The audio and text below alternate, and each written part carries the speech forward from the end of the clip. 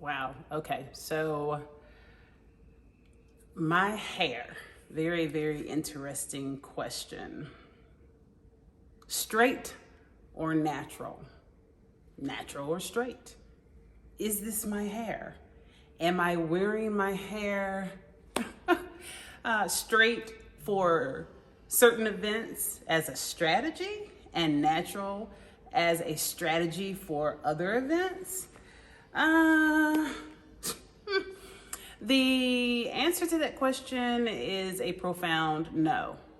Does it cross my mind that I will be effectually judged and possibly even discriminated against if I wear my hair in a certain style? Absolutely. This also applies not only to the straightforward dichotomy of a Black woman's hair being natural and straight. And I say this because the dichotomy is, understand that my hair is natural. There are many different variations of the definition for natural. I have not had a relaxer since, good gracious, maybe my junior year in college, somewhere around there. Oh goodness. Wow, I'm actually trying to recall it now. It would have been at best in my early 20s when I last had a relaxer, and I am 45. So it has been well over at least 20 years since I've had a relaxer. Generally, that qualifies as natural hair. However, you all know that I have dyed my hair many times. Just in this past 2 years, my hair has been jet black, red, and now with highlights. For some, there is a different definition for natural, and I would thus be disqualified as having natural hair because I have applied a chemical to my hair, albeit dye, with no intention to straighten my natural curl pattern, but yet and still that would be considered not completely natural. There are others who will deem my hair completely natural. At the end of the day, I am a Black woman who subscribes to the guiding, I'm gonna call them guiding and even prevailing philosophies of hair as it relates to, and they're not even just philosophies, if you will. I believe it's connected to my spirituality. Now, I'm of Haitian descent and of Cherokee Native American descent. And I know that those, even when I talk about my descent, those can be very controversial topics as well. There are a lot of things that we Black Americans, even the term African Americans can be very controversial within our Black communities. And I won't get into all the details about that, but I will give you some insight into how complicated or otherwise complex these issues can be. With me having Native American heritage,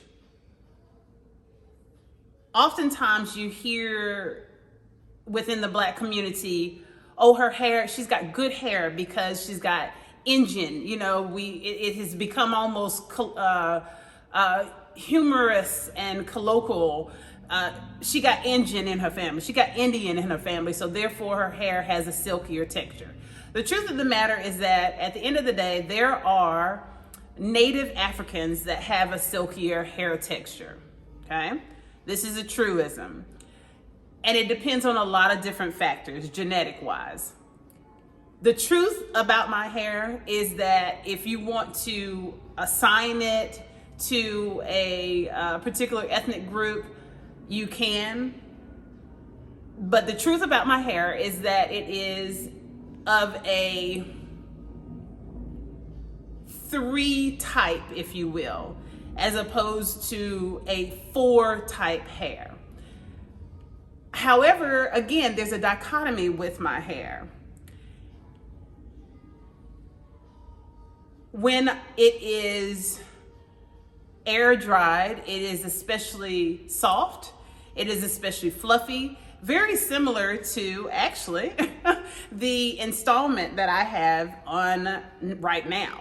This is not my real hair. However, ironically enough, it is very similar to the real texture of my hair when I allow my hair to air dry.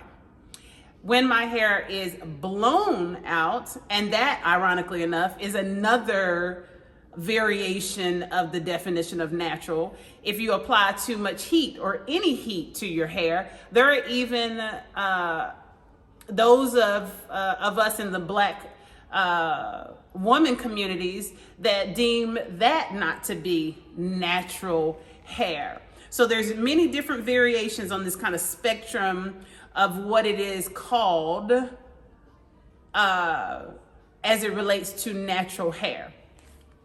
Nonetheless, so when I blow my hair out, you've seen it's especially straight. In fact, it will not hold curls. It's been a bit of a quote unquote struggle for many years, and one that I have grown to, or therefrom I've learned to further appreciate my hair and its versatility. That said, when I blow my hair out, I don't even try to put curls in my hair. I don't try to do it with the flat iron. For the most part, I just wear it straight. Now, you will find sometimes, however, when I'm wearing my hair in a ponytail, I may bend the ends, but oftentimes I just use rollers the night before. To answer your question more specifically and more directly now, and then I'll go back to giving you a little more insight into Black hair. First of all, we know that these are very sensitive issues that have resulted in microaggressions and even macroaggressions for all of us Black women. Us, meaning myself included. I've experienced a lot of the same things that you've heard other Black women share. Directly and a close-ended answer, the answer is no. At this point, and for many years, I have been very comfortable in my skin. I love my natural hair. I love this texture that I love the fact that my hair is this texture. I only install hair generally that matches my texture. And of course, we know I have the dichotomy. So generally what I prefer is my natural air blown hair. My wash and go hair, if you will. All right. I've learned that people will form their prejudice despite my efforts to avoid the same. I can preface, meaning that I can make statements that should clearly articulate my philosophies of life, my moral values, my overall society values, just my overall beliefs, and yet and still, people can still take away from it and misperceive something that I've said. So I've learned to effectually scaffold. And scaffolding is a term that I am taking from my academia and education. And we've heard of scaffolding, like within construction. They build up the ladder effectually so that they continue to, as they build and construct the building, they build atop the scaffold to reach the higher constructed parts of the building. Equally, I am in every opportunity that I get to engage the community. I build upon, I stack on more information and otherwise show that I am consistently exactly who I say I am. And so that is the best way that I can, quote unquote, counter any misperceptions about what I wear, what I say, how I wear my hair. And hopefully that is then understood by the vast majority, because there will always be a minority of individuals who will still have disbelief, still have varied views, and they will be completely off base as it relates to my core values. So I have learned that I cannot please everyone, as many of us should have already learned. I learned these lessons early on. I learned these lessons in high school, in fact, and I've always been a leader, if you will. I've always been my own person. That is something that was very big as far as being instilled in me from my mother especially. So the reality is, I, like many other Black women, just enjoy being able to style my hair with the versatility that is genetically available. And I am no different in that regard.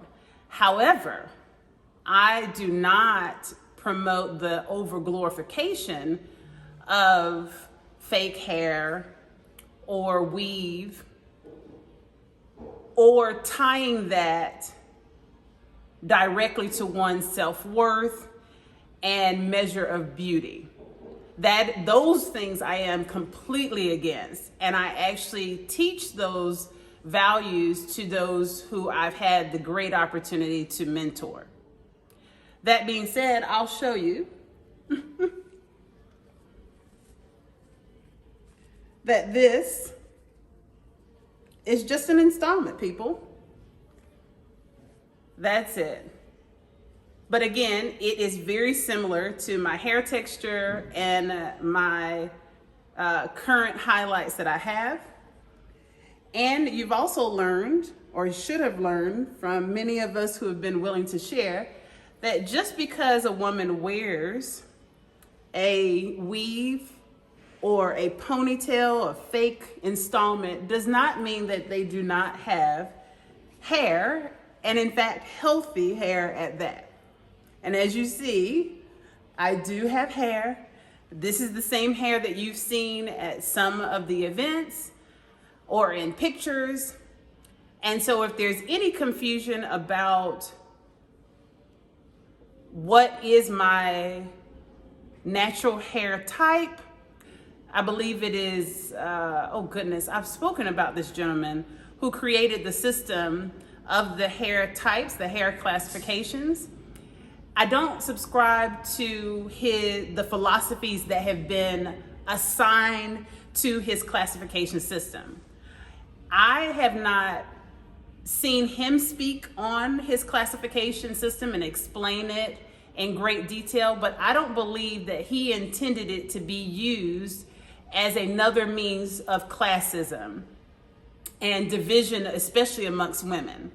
I believe that he created it as a stylist, as a licensed cosmetologist, so that he and other stylists and cosmetologists could best serve the needs of their clients who had different hair types. I don't believe that he intended it to cause further divide. And that aspect of his system that has become very pervasive amongst women, actually not only in the Black community, but women in general in many different ethnic groups, is something that I'm a huge proponent against. And I am a huge proponent for inner beauty and not having one's outer beauty be directly connected to false hair or fake hair and weaves. So hopefully that answers your questions with regards to whether or not I wear my hair in a certain way at certain events to strategize support along my campaign. The answer again is absolutely not. I could say it in a more explicit way, but we're gonna keep it PG. But absolutely not. And you'll notice in many of my pictures, which I'm pretty sure that you will insert, I will definitely share some pictures with you all that can be inserted in this video, and you'll see just how much versatility I've enjoyed with my hairstyles for over the years. I think I can definitely provide a good amount of pictures, even dating back to my early 20s, to really show you the versatility of the hairstyles that I've enjoyed. Even as some may deem extreme, I don't think it was really extreme. It was style, it was fashion. I'm a former model. I've modeled as for hair shows as well. So I've done hair modeling. And to me, I do not associate my hair in the same way that some do. It's important to me. I would be sitting before you as a liar if I told you that there wasn't vanity in the styles that I've chosen over the years. Of course there's vanity in it, but I do not directly connect it with my self-worth and my measure of beauty, nor do I do that to other women. My hair has been 2 inches long. It's been no full inch long. I've had a natural, ironically enough, many years ago, when you would say that you have a natural haircut, it meant that you had very short hair, almost like a buzz cut for men or a fade for men. My hair has been that short, where I've had a fade. I've had barbers put designs in my hair, roses and different things. So again, there is no intention behind my hairstyle choices that is driven by influencing or manipulating the public or different forums and different PACs to accept me or endorse me. Absolutely not. Ya verás, ya verás, ya verás, ya verás. Since a little girl, I've had dreams of this world. Blaming it on my mama, Lodi say third album underworld. Left and right brain, I know you checked the frame. And no, Tigress is not just my nickname. We only got one life and I'm gonna live it. So I get up, choose my player, push play and rock with it. I got this concept and I'm running with it. One vision, 9 concepts, and I got minutes with it. Ya verás, ya verás. Ya verás, watch and see. Ya verás, ya verás, ya verás, ya verás and see, watch and see. Ya verás. Before you point it out, she's a scientist and an economist. Yes, she's an academic, back to cop this PhD. Be all that I can be.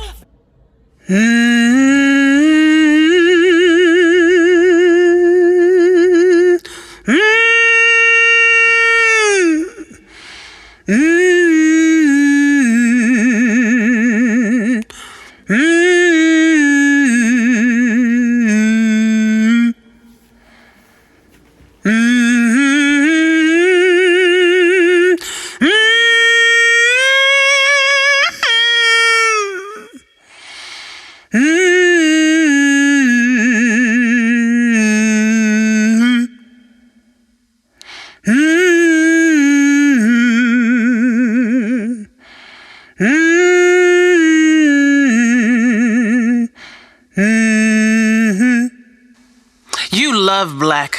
You love cool, down, real, even trill, rooting for everybody black until anybody black runs for office. You love Black Lives Matter until a black life runs for office. You love good in any hood until From the Hood runs for office. It appears that you don't like your black self if you can't vote for someone who you want to look black like you, but you don't want them to act black like you.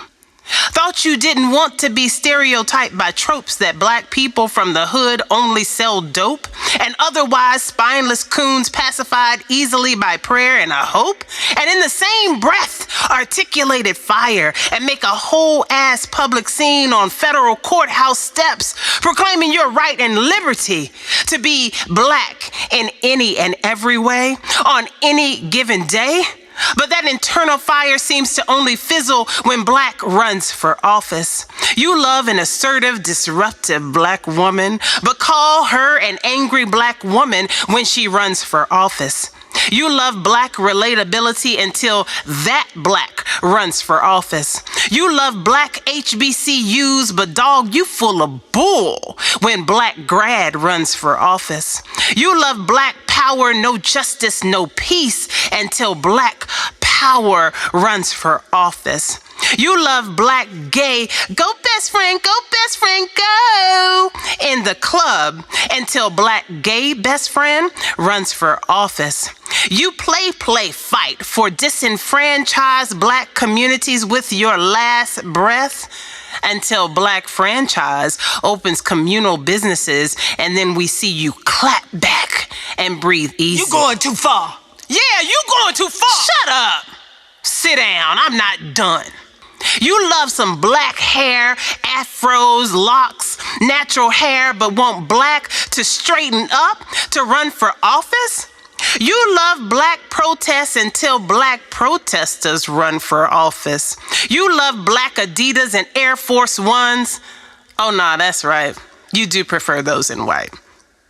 You love black Shein and Fashion Nova, but only vote a black suit and tie in office. You love the black underdog until the black underdog runs for office. You exclaim, we don't have sufficient representation. But when black runs for office, you exclaim, we don't have sufficient representation? If you're looking for perfect, that shit don't exist. I thought that as a black person, you understood this. They embody your characteristics, the blackness that you purport to be so proud of. But when an election rolls around, your black is only sort of. I don't want to have if my black people have not. But you quick to answer up. The election you forgot?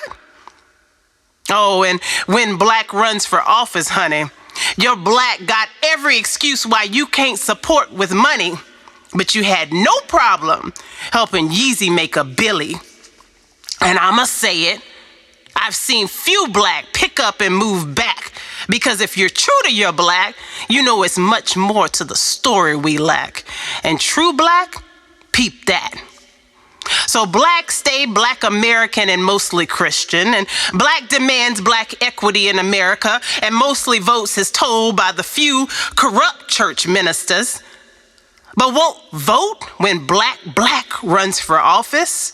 You claim you say no to status quo until black status quo runs for office, then that's the only black you seem to know. So what we gwine do?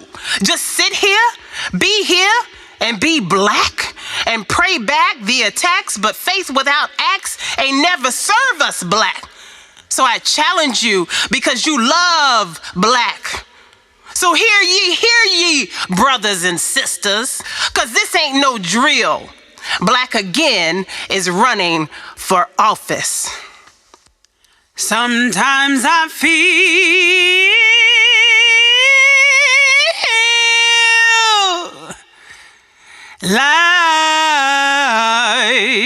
like I'm one of very few who likes black. loves